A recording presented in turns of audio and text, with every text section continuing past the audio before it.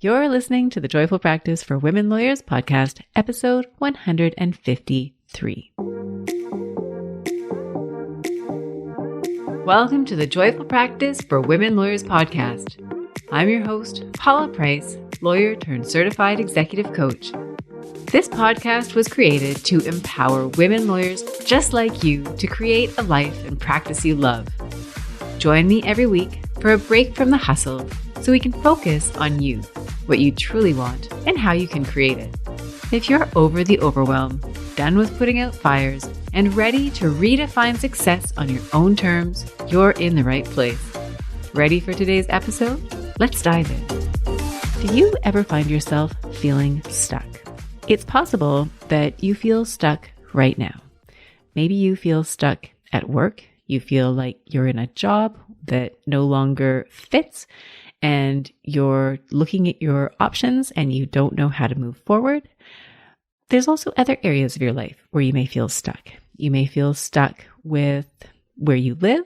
I know I can relate to that. We're in a house, love it, but we've outgrown it and we need to move forward. So we're looking at our options, and so far the options aren't so great.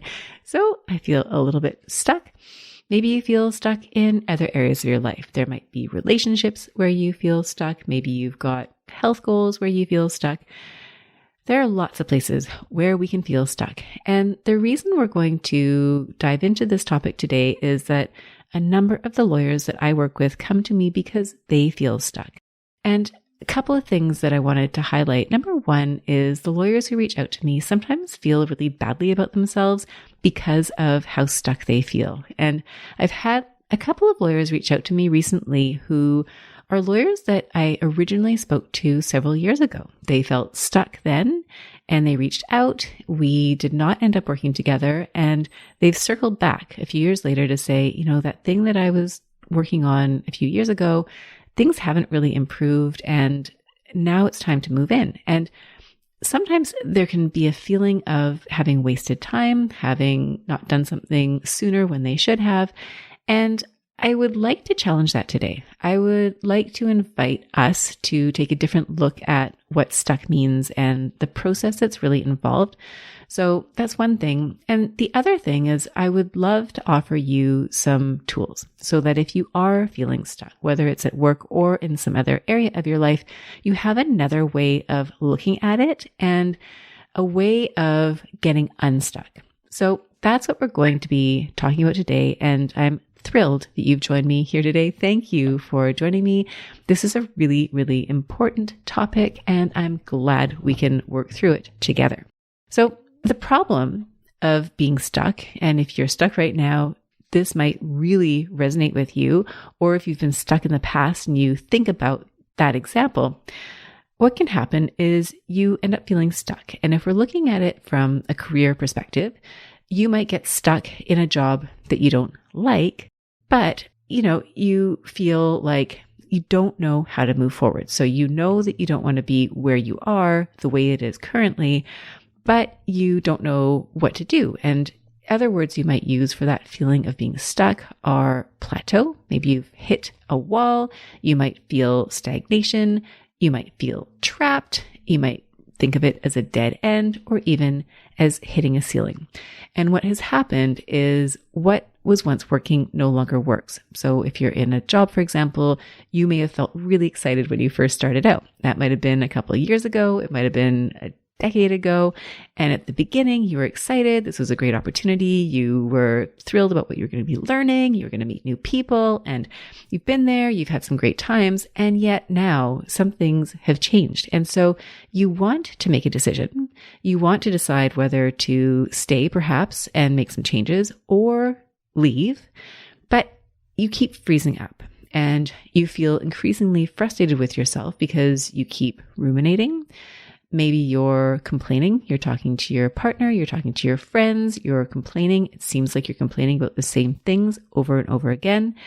You might be wishing that things were different, that the people at work would be different, that the work that you do would be different, that there would be different opportunities for you. But the activities and actions that you're engaging in aren't actually doing anything to solve the problem. So as much as we might gain relief, for example, from talking to people and perhaps complaining about what our situation is like. It doesn't actually solve the problem. Ruminating, thinking over and over, but not really getting anywhere with our thoughts, kind of being in that loop, doesn't really solve the problem. So what we're going to do today is we're going to dive into why it is that you feel stuck. And then I'm going to offer 2 very simple strategies to help you move past it. So there is a reason why so many of us, and lawyers in particular, struggle with feeling stuck. And often that problem stems from your perception that being stuck in itself is a problem. And because you see it as a problem, what you do as a result.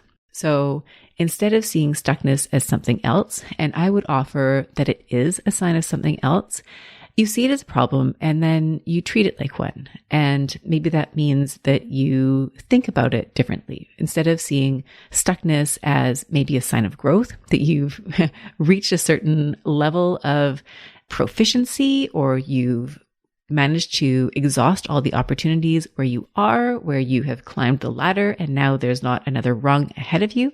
So instead of seeing the stuckness as something that is potentially positive, you see it as a problem. And so you might be thinking to yourself, this shouldn't be happening. There's no way out. I don't know what to do next. It's too risky to leave. I can't leave. I don't have any other options, or I have options, but they aren't very good.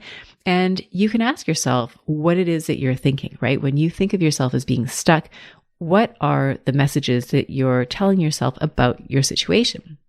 Now, when you tell yourself things like this, then chances are you don't feel very good either, right? So you might feel really frustrated that you're in this situation, that you feel trapped. You might feel anxious because you don't see yourself as having any great options. You might feel trapped. You might feel indecisive because you're trying to figure out what to do and you don't know what to do next.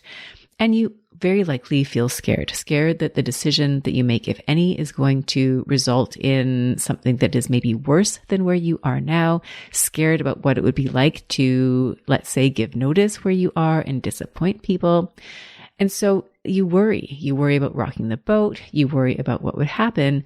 And instead of turning into problem solving mode, you're kind of consumed by all these worrisome thoughts, right? And then you might act in a way that reinforces the feeling of being stuck. So you ruminate, you perseverate, you think about the problem without actually getting anywhere, without moving forward.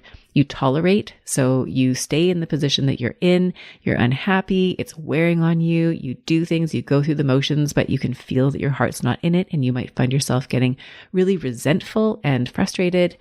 And you might also find that you negotiate with yourself, right? You tell yourself, I only have to do this for another month and then I'll start looking for something else.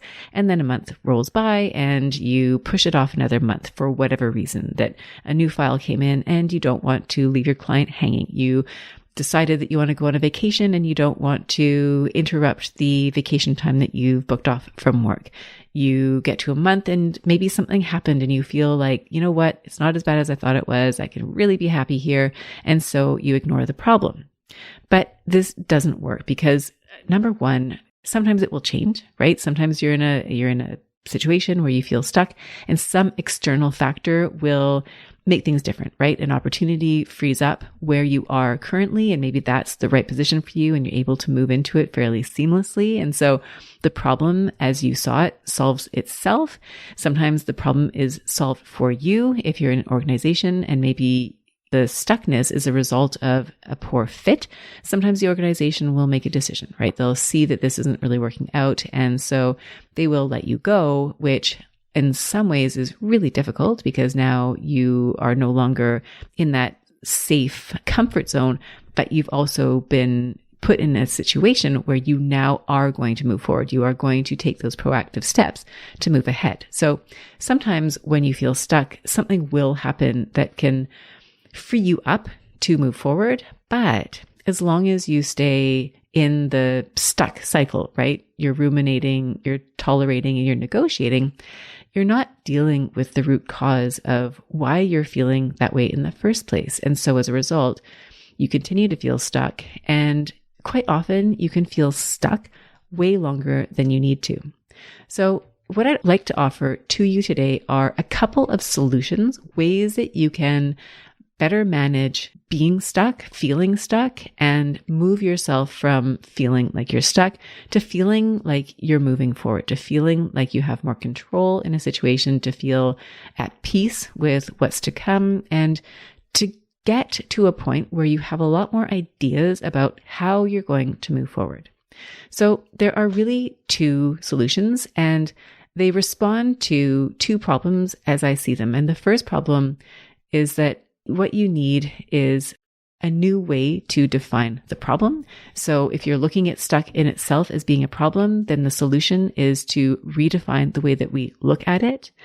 And the other tool that I'll be helping you with is that you may be looking at the stuck problem as being something that you can fix or solve simply by changing the facts, right? Changing the situation that you're in currently, moving to a new situation. You may see the roadblocks ahead of you as obstacles that you cannot overcome.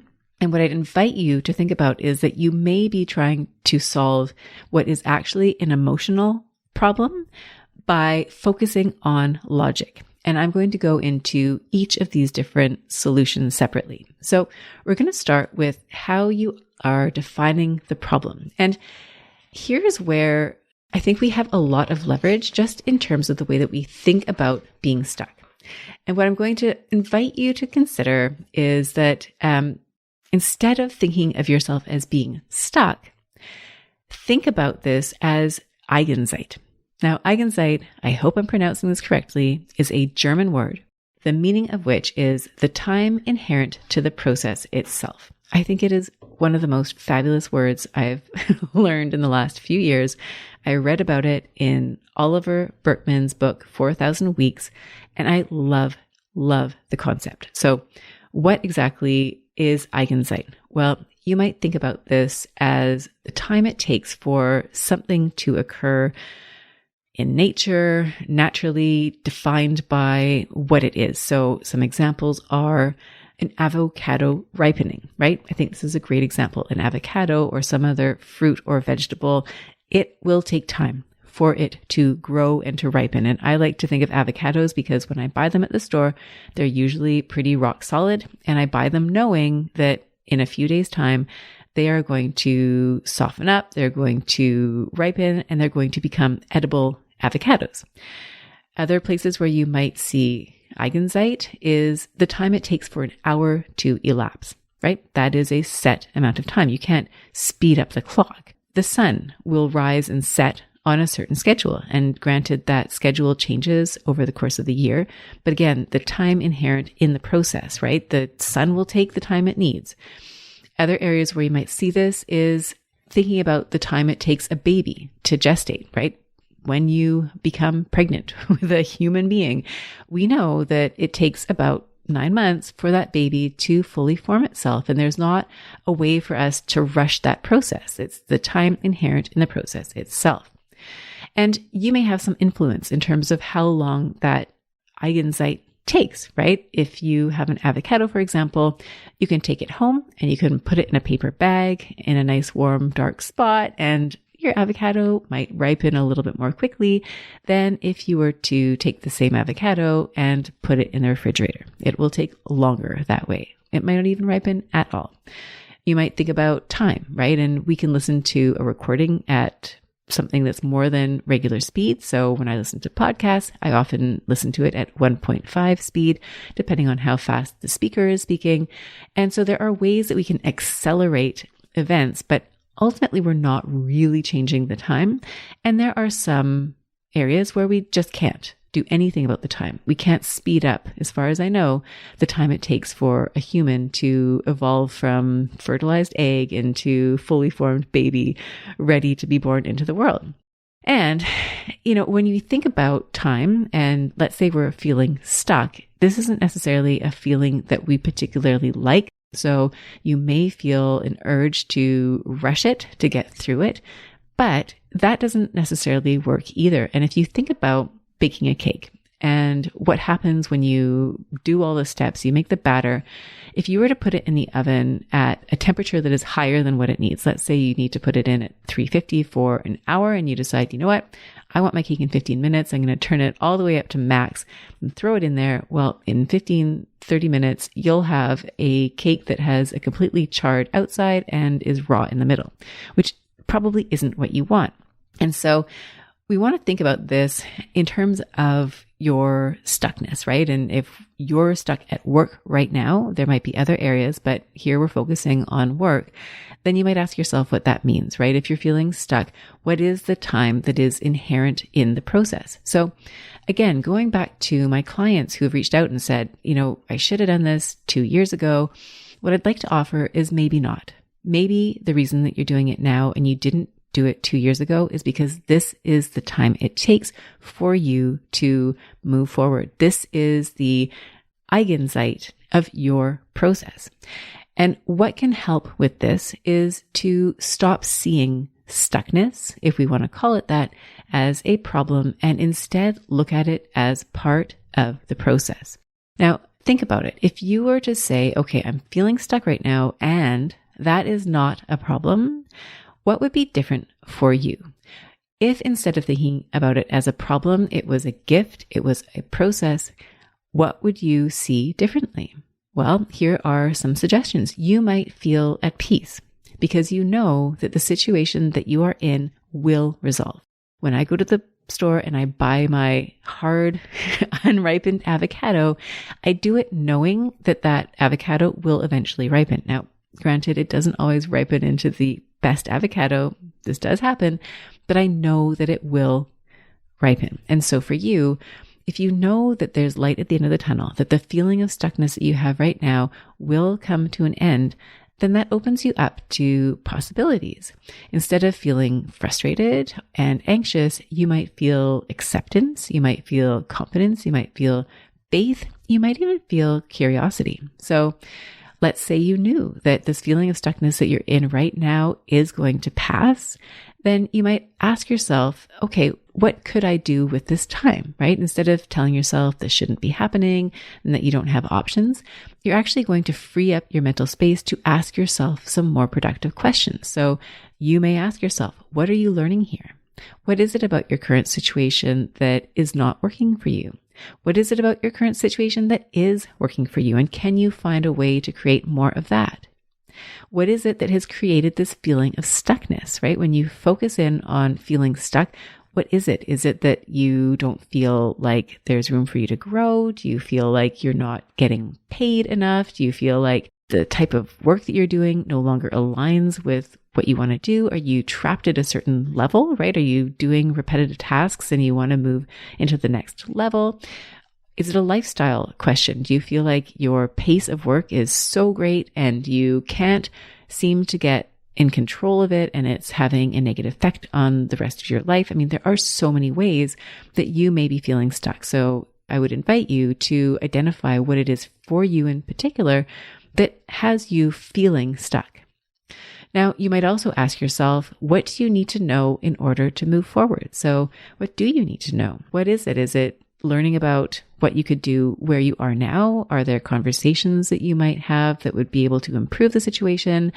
Or is it more in the nature of what else is out there for you? What type of opportunities would better align with you?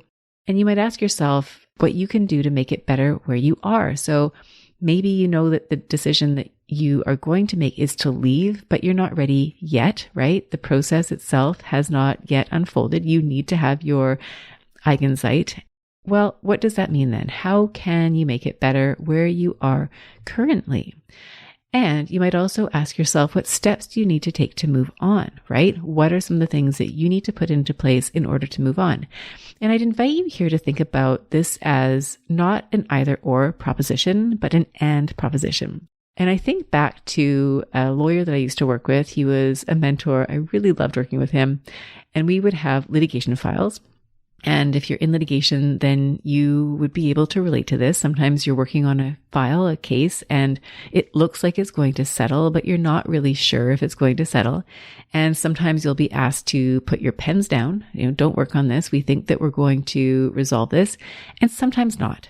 Right. And I was involved in a case where we did not put our pens down. In fact, we kept going. I think we were moving toward an application in the court, or maybe it was a trial date. I can't remember anymore. But what he said to me was, even though it looks like this may settle, let's keep moving forward, because if we continue forward with whatever it was, if it was a discovery, if it was a trial, whatever that event was, it was putting pressure on the other side to make a decision. So if we stopped moving forward, then we wouldn't have that pressure to settle.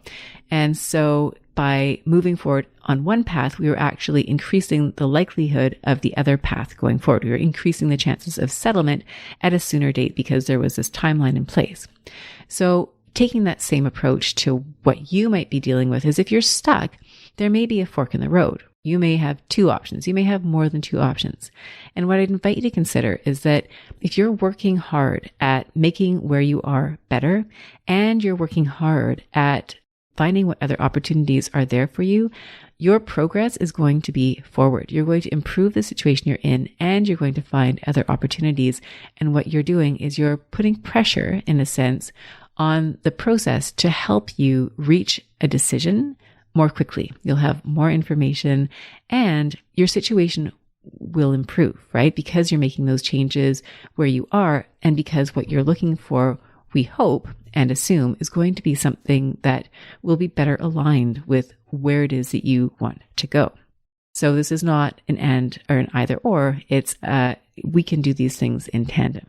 Now, if you allow for this feeling of stuckness to be a phase of growth, instead of worrying about all the ways that you're stuck, then you're also more open and likely to reach a successful outcome. So if you're not in a rush to move past the stuckness, then you're less likely to have a knee-jerk reaction. So this may have happened to you at some point in the past, and maybe it's not in a job situation, but it's in some other situation where you felt trapped, you felt stuck, you panicked, and you made a knee-jerk decision, and it turned out to be a decision that wasn't really the best decision for you because you weren't looking at it from a long-term perspective. You were looking at what is the short-term solution to getting out of this painful situation as fast as I can. And maybe that is the right thing, depending on the situation. If you're in danger and you need to find safety, then by all means, yes, you need to make a quick decision. But sometimes putting pressure on yourself to make a decision when you don't need to can actually lead to a decision that might not be the best one for you. Now, if you also have this mindset shift, right? If you start seeing being stuck as part of a process, right? It's a result of having grown. It's a result of no longer fitting the exact situation that you're in right now. Then you may also find that your perception of it is more positive, and instead of trying to avoid it, you're more willing to engage in it. And so instead of delay, instead of ruminating, instead of pushing off, avoiding, you're actually able to deal with the problems that you're facing and come to resolution. So you might imagine that this feeling of stuckness may be the avocado, and instead of putting the avocado in the fridge and avoiding it, you're taking it out and you're looking at it and you're finding ways to move through it. And so what I'm inviting you to consider then is how shifting the way that you think about being stuck, right? Looking at it more as a process and not as a problem will allow you to create more time, to create more willingness to look for opportunities that will make your current situation better and also improve your chances of finding a better opportunity going forward, whether that means staying where you are or if it means something else. And again, we're talking about work, but as you're listening to this, I'd invite you to think about other areas where this can apply for you. So that's number one. Tool one is that reframe. And how are you thinking differently? How are you feeling differently? And what actions are you taking that are different as a result? Now, the second tool or strategy that I'm offering today is to stop using logic to solve an emotional problem. So I would ask you to think about the reasons why it is that you feel stuck. Now, as humans, as lawyers in particular, I think we tend to look at the logic, right? We really want the math to add up. And when you are trained as a lawyer, chances are, I mean, this was my experience, I became very much obsessed with the facts and the law as it applies to the facts, and that there was somehow a right decision and a wrong decision. I mean, it's very binary. If you look to any decision that's going to a court, usually there's a yes or a no answer. And so we are thinking that way about our own problems.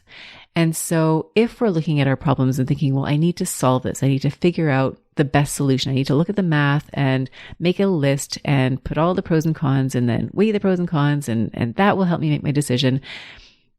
It may work to a point, but if you're stuck, if you're truly stuck, chances are you've already gone through all the facts and you've gone through the logic, and you're at a point now where what is really holding you back is the emotional component of it.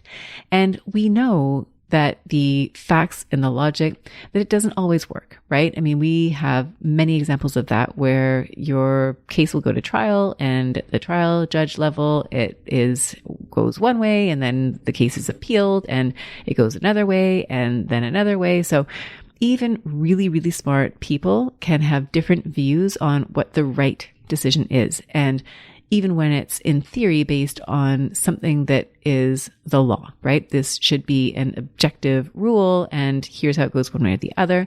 So, I'm oversimplifying here, but I'm trying to invite you to think about where you may be trying to solve your stuckness by looking at the facts, when what we really need to look at are the emotions. And while I was preparing for today's podcast episode, this was last night, I decided to plug into ChatGPT the reasons why people stay stuck in their jobs. And it was pretty fascinating. I'll tell you what ChatGPT came up with. It had 10 reasons why people feel stuck. They are, in order of what ChatGPT produced: comfort, financial stability, lack of confidence, fear of failure, loyalty to company or team, limited opportunities, lack of motivation, external pressures, and by that they meant family, society, and cultural pressures, perceived risk, lack of skills or credentials. So those were the reasons why ChatGPT thinks people will stay stuck in their jobs. And as I went through that list, I thought, yep, this list pretty much resonates with what I hear from clients that I work with about why it is that they are staying stuck where they are. And so chances are there are items on this list that resonate with you as well, in the ways that you may have felt stuck in the past or that you may feel stuck currently. Now, what I find most interesting about this list that ChatGPT produced is that of the 10 reasons why people stay stuck, 10 of them are what I would characterize as objective. And even at that, I would say it's arguable. And objective versus emotional. So if you look at money, so that might be a reason why a person might stay stuck in a job. That makes sense to me, right? Opportunities. Are there other jobs that they can go to? That might be a limiting factor. And lack of skills or credentials, right? You can see how if you don't have a certain skill set, if you are not yet called to the bar, then you cannot practice as a lawyer. So there may be opportunities ahead of you that require certain credentials. And so those are objective factors that may stand in the way between you and being unstuck. But that being said, 7 out of 10 of the reasons produced by ChatGPT are actually emotions. Comfort, right? Avoiding the discomfort of leaving where you are and going somewhere new. A lack of confidence, not feeling confident enough that you could find something that is as good or better as where you are right now and be successful at it. Fear of the unknown. Fear of making a decision that turns out to be a bad decision. Fear is what keeps so many of us paralyzed in a state of stuckness. Loyalty, right? This idea of being loyal to your current organizations. And I see this all the time. A mentor who brought you up, you might feel a really tight sense of connection with that person and not want to leave them. You might have colleagues that are also your best friends and you don't want to leave them. So loyalty, which really is a fear of disappointing somebody or to want to people please them. Another emotion, motivation, right? That is a feeling when you feel motivated to do something.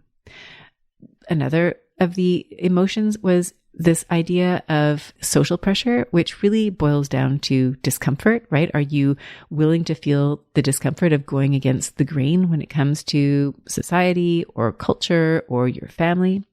And then finally, this idea of perceived risk, which again boils down to fear, right? Are you feeling afraid of the risk that you're taking on by making a move?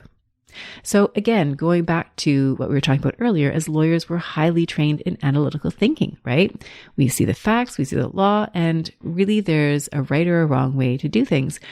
And we know, of course, that it doesn't always work that way, but for better or for worse, humans make decisions using their emotions, right? And often this happens at an unconscious level. And you've probably heard that in the realm of marketing, that marketers use this to their advantage, right? They market their products in a way that will appeal to your emotions, whether it's a sense of belonging, whether it's a perception of ease that will happen when you buy a certain product, whether it's the prestige that is associated with having a certain thing.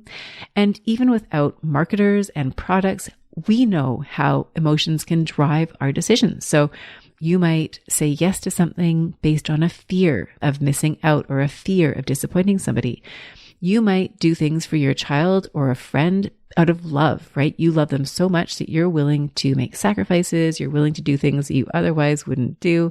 You may also do things out of a sense of purpose or commitment, right? You might feel really motivated and inspired and committed to serving a particular cause, whether that's the environment or justice for your client, and it inspires you, it motivates you to do certain things. Again, your action is being driven by the way that you feel.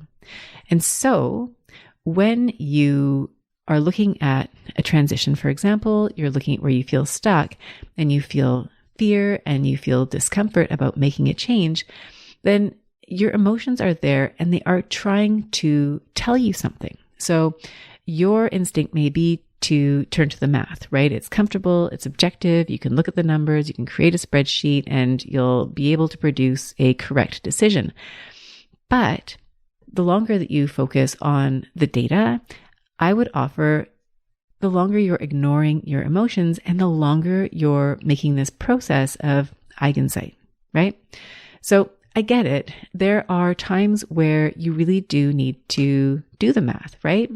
And so in the solution that I would offer, I think a two-pronged approach would help here. So I would make a list of reasons why you feel stuck, right? Make an exhaustive list. If you think about where you are right now, maybe it's a job that you're in.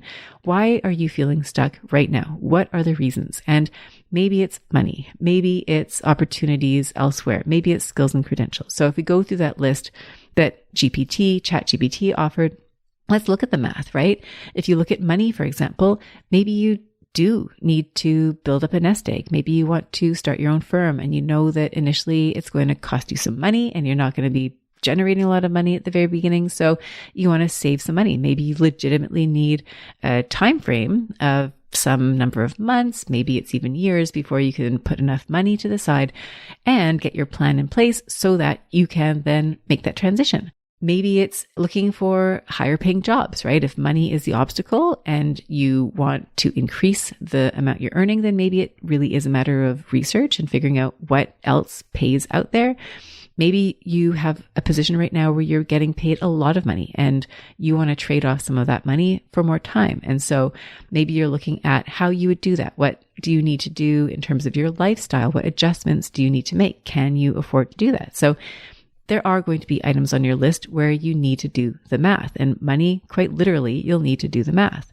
Maybe there are opportunities, right? If you're thinking to yourself, well, I just don't know of any opportunities out there, they don't exist. Well, what can you do to find those opportunities or create those opportunities, right? If we're looking at job boards and relying on that, as the only source of opportunities, then you may be missing out on a number of other opportunities that are out there. So you might start thinking about what it is that you can do in order to find those opportunities. Skills and credentials. Maybe the role that you want to have truly does require that you gain a specific set of skills or credentials. Maybe you want to specialize in a particular area of tax law, and it means you need to go and get a master's degree in that area so that you can increase your level of expertise. So these are, when you're making your list of all the different reasons, I'd invite you to write them all out and then look for the ones that are truly objective, right? These math or these logic problems that you can then sit down and problem solve.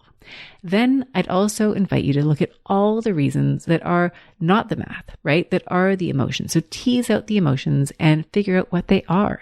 Are you stuck because of a fear of failure? Are you worried that maybe, and this comes up when you have that imposter syndrome happening, you might think that the only reason you are right now is that you somehow slipped under the radar, and that if people knew what was really going on, then they wouldn't have faith in you. They wouldn't have hired you, that you're only there because, they needed somebody at the time, and now they're just too, they're too busy to even notice that you don't fit, whatever it happens to be. So fear of failure may be that you think that you're successful or reasonably successful where you are, but you'll never succeed in another environment.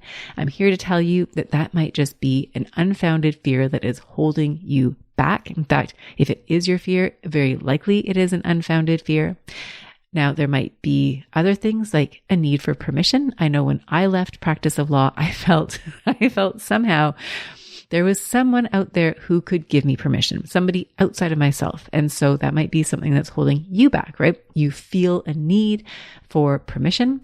It might be the discomfort of change. So I feel that right now, thinking about my house and wanting to move into another house with a family of 4 and all the things. It's going to be a process, right? And so we are, as I suggested, taking a 2-pronged approach. I've started proactively decluttering. So I'm making it better where we are, and we're looking at our options, right? So you might think about, okay, what is the discomfort that's going to happen, and how can you ease that discomfort by maybe taking steps right now in terms of how you're managing your files, in terms of how you're thinking about your work, how you're thinking about your future, and how you would want to support yourself in your transition. And I think this is often why lawyers will reach out and work with me as their coach, or reach out to counselors, or have support from mentors, or whatever it happens to be. You can anticipate that there's going to be discomfort, and you can help. You can get help with that. You can help yourself, and you can, just by being kind to yourself, changing the narrative. If you find you're quite critical of yourself, let's have a nicer narrative. But also looking for resources. Maybe it's the way that you're treating yourself. You give yourself extra self-care, whatever it happens to be. But discomfort, if that's something, then you might want to dive into that. What does it mean? What does it look like for you? You might also feel dread, right? Dread over having to make a decision, dread over having to make a move.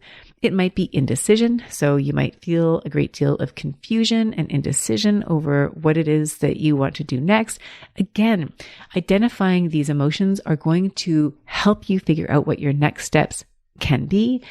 And confusion, right? Or hopelessness, right? You might feel like it doesn't matter what you do, that wherever you go, you're going to have this problem. And so these are some emotions that you may be feeling, right? These are some that may be keeping you stuck. And if you do the first part of the exercise and identify the logical challenges that stand between you and making a move, that's great. We can start with those, and we can start moving forward. And I'd invite you to also spend just as much, if not more time, on the emotional side of the equation. Because if you're feeling stuck, chances are there's something else going on there. And this is a way to help uncover what that is, and then find a way to process that. So we've talked about a number of emotions. I would invite you to do the same. I'd invite you to name those emotions as best as you can. You can even go to one of those emotion wheels and you can find them online. They'll have maybe emotions broken down into finer and finer categories. So maybe it's good emotions, bad emotions. And then in the good, you might have happy, joyful, satisfied. And in the bad, you might have angry, sad, disappointed. And it keeps getting more and more refined until you have really, really specific words that you can use to describe your emotions. So you might just have to start out with happy, sad, and then you build more precise words that will lead you to a more precise identification of your feeling. And this is just going to help you gain awareness. So I invite you to name the emotions, get as specific as you can about them, and then ask yourself what's going on. What are you thinking? What is it that you're worried about or that is leading you to feel this way? And then find a way to understand and then process them. So that could be going for a walk and just thinking about your emotions. It could be having a journal. Journaling is amazing because the minute you start writing these things down on a sheet of paper, you've externalized the problem. You can now see the words that you're writing. You can question those words more easily because they're more tangible. You can see them. You might even find it's very interesting if you journal something and then you leave it and you go back to it later and it's like you've got this extra layer of objectivity. You can talk to somebody, you can talk to a friend, you can talk to a mentor, you can talk to a counselor, you can talk to a coach, but find somebody else to talk to about your emotions, especially if you find that this is something that you've been ruminating on. You've been having these thought loops, the same things keep coming back, and you're on this endless cycle. So if you talk to somebody about it, you're going to break up the pattern. You're going to hear an external perspective. You can start moving out of that loop and into forward action. So we want you to stop worrying alone. I had Erin Peters on the podcast last week and she talked about not worrying alone. So don't worry alone. Bring this problem to the surface, right? Start bringing it to daylight so that you can do something about it, understand what's going on, and really listen to what your emotions are trying to tell you. Again, because you may, like me, have been trained to value the logic, the facts so much that you've maybe negated the value of emotions. I know that's where I was. And so you may be there too. When you reintroduce them as something to pay attention to, you will find that there is so much knowledge there that you then get to tap into. So to summarize and recap, what I would offer if you're feeling stuck is to take this two-pronged approach. Number one is to reframe the way that you're looking at your stuckness. And instead of seeing it as a problem, look at it as this, oh great, now I have to remember this word. What is it? Eigenzeit, right? It is not a problem. It is the process. And Eigenzeit, of course, being the time inherent to the process itself. So if you're to accept that this feeling of stuck is a sign of growth, it is a sign that you are ready for a change, it is not a problem, then how you think and how you feel is going to be different. You're going to open yourself up to so many more different possibilities in terms of feelings and actions. So that's number one. And the second is to take a deep dive, right? Stop trying to solve the problem by looking at the math and instead pay attention to the emotions that are informing your stuckness, because we want to learn how to understand your emotions and how to find a way to give them weight, how to find solutions that feel good. They don't just look good on paper, they feel good. And by doing these two things, you will then find your way out of this stuckness. Even just changing your perception of it as stuckness will help you shift your mindset, will help you move forward. And when you allow yourself to deal with your emotions, you really open up your toolbox, really, when it comes to decision making and moving forward. So you really only need a couple of skills to do this. Number one is in relation to your mindset. It's a willingness to stop using the label of stuck. And that can be a simple language edit, right?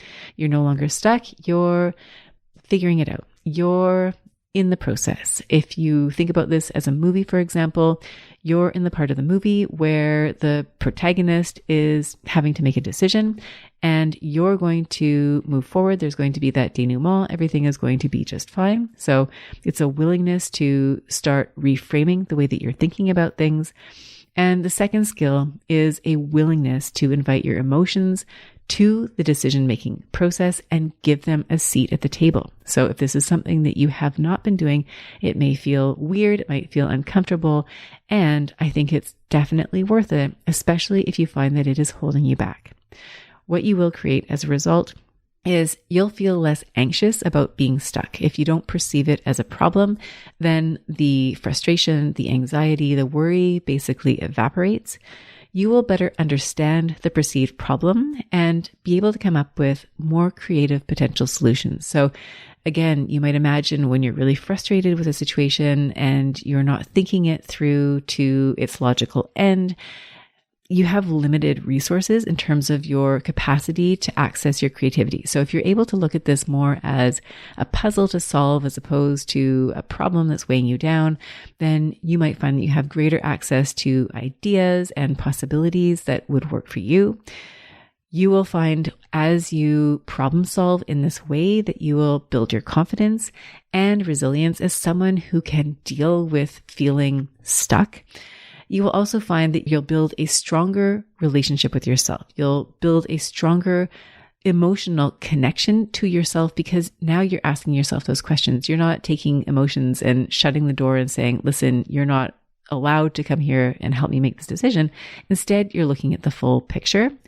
And when you do these things, you may also find that you stop feeling stuck. So, my dear friend, thank you for joining me for this week's podcast episode. Again, I truly appreciate you tuning in. I appreciate you sharing your feedback with me, sharing this podcast with others who are close to you.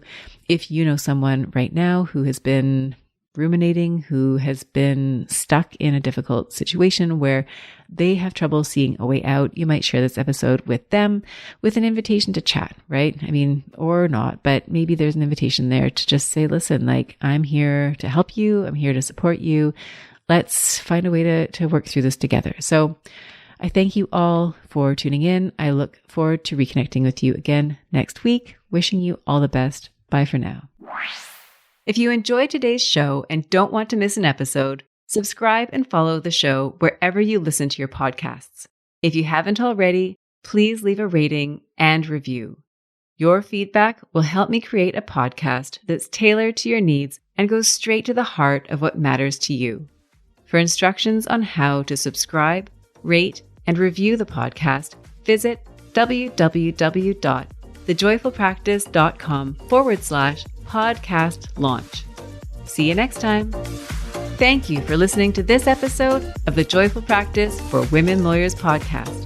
If you want more information, visit www.thejoyfulpractice.com. See you next week.